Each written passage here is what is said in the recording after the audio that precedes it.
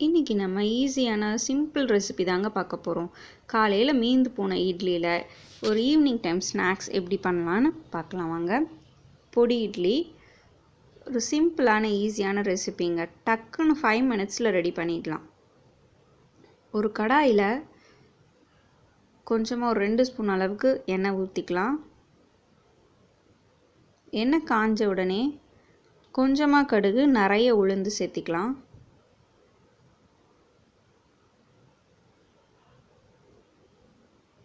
கடுகு பொரிஞ்ச உடனே கொஞ்சமாக கருவேப்பிலை சேர்த்திக்கலாம் ஆயிலில். அப்போ தான் அது கிறிஸ்பியாக வரும்.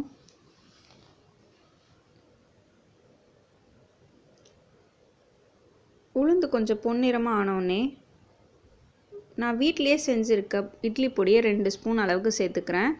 நீங்கள் கடையில் வாங்கின இட்லி பொடி இல்லை பருப்பு பொடி ஏதோ ஒன்று சேர்த்துக்கோங்க.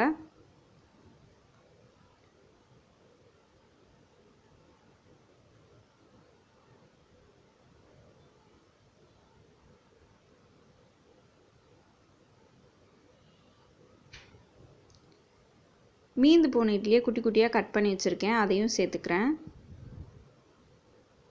நல்லா கலந்து விடுங்க.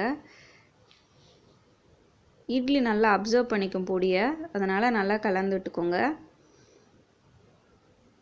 ஈவினிங் டைமில் ஸ்கூல்லேருந்து வர கிட்ஸுக்கு என்ன ஸ்நாக்ஸ் செய்கிறது அப்படின்னு யோசிக்கிறீங்களா? இந்த ஸ்நாக்ஸ் செஞ்சு கொடுங்க, நல்லா சாப்பிடுவாங்க.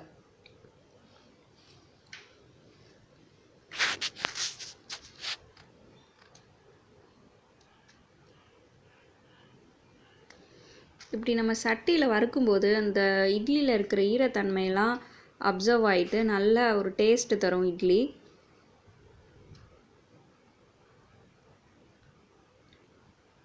ஒரு 2 நிமிஷம் நல்லா இப்படி இந்த மாதிரி வறுத்துட்டு பாருங்கள், இட்லியும் பொடியும் ஒன்று சேர்ந்துருச்சு.